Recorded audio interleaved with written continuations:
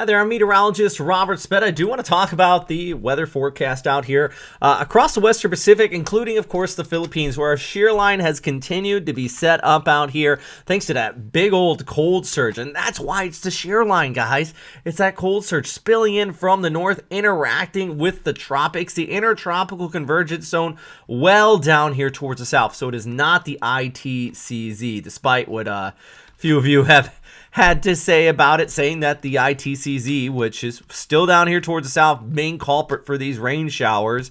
Love some of the feedback you guys have been saying. The big thing is that cold surge smacking right into that moisture air. Now, it's not completely not the ITCZ, but that's further towards the south. So you're kind of getting that interaction with these showers setting up. And it clearly is indicated by where the rainfall is setting up the most. Eastern areas of Mindanao, and if you stretch that back towards the north and east, you can see where the line is, and that's really why we call it that shear line, that interaction stretching towards the north and east. Moisture coming in from the north and east and piling up here for places like Siargao and eastern areas of Mindanao. Heavy rainfall, some areas as much as 1 to even 200 millimeters, plus the blustery conditions upwards of 50 kilometers per hour or even higher in the forecast. And it's going to continue over the next few days as well. In fact, let's take a look at our future cast. Scrolling ahead here through our day on Monday, heading over towards Tuesday and the Wednesday. See where that moisture flow is coming in from the northeast, not the southeast,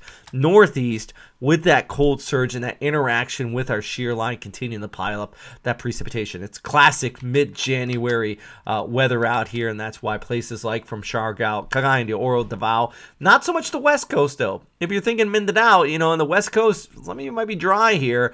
That's the case back towards places like Mindoro, but even in the Cagayan Valley and in Manila, not so much unpleasant weather out there as well for you. Let's take a look at our Tuesday, though. Showers heavy on the eastern seaboard there. It is messy, to say the least. Tacloban as well, looking at that rainfall. But then once we go further towards the north, that shear line and that easterly flow really staying down towards the south with the cooler and drier air in the north here. Actually, look at San Fernando, Iligan, 20 for the low. Higher elevations over towards Baguio, even getting into the lower teens as well. I wonder what's going on here for Friday and Saturday. Data's just not populating. Kind of interesting. Make sure I fix that. Let's take a look at the extended forecast. So you have that northeasterly wind continuing to push that moisture on shore here as well, just like that.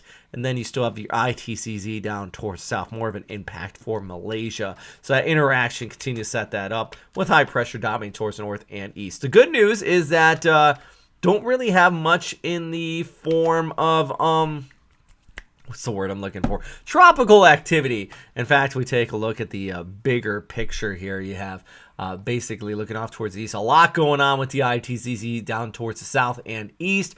But if you're talking about your development region out here across the Philippines, Philippine Sea, it is all sheared apart. You can actually see the shear line here. Let's actually take a look at the visible satellite imagery. It's really cool there. You can see the leading edge stretching all the way back here. Here's your cold front, stretching all the way down like that and back towards the west. Totally separate from this, but yeah, that's where we got all that rainfall kind of setting up with that line hitting here, interacting with the tropics and bringing that precipitation. So a little meteorology, a 101 for our friends out here as well. If you like these type of updates, please let me know. A big thanks for everybody who continues to support this channel. If you're not a subscriber, please hit that subscribe button. Also, if you're not a Patreon member, especially if you feel very passionate about these videos, if you're one of those people that support us, at least $2 a month does go a long way to helping out. I'll never put this stuff behind a paywall, but especially for those people that really do feel passionate about wanting to help out with the channel and everything. Do want to, just give you guys a big shout out. So thanks as always. We also got a new podcast coming up here as well, and some educational videos discussing the shear line, which I have a new video update on that if you want to watch that, if you're curious what it is.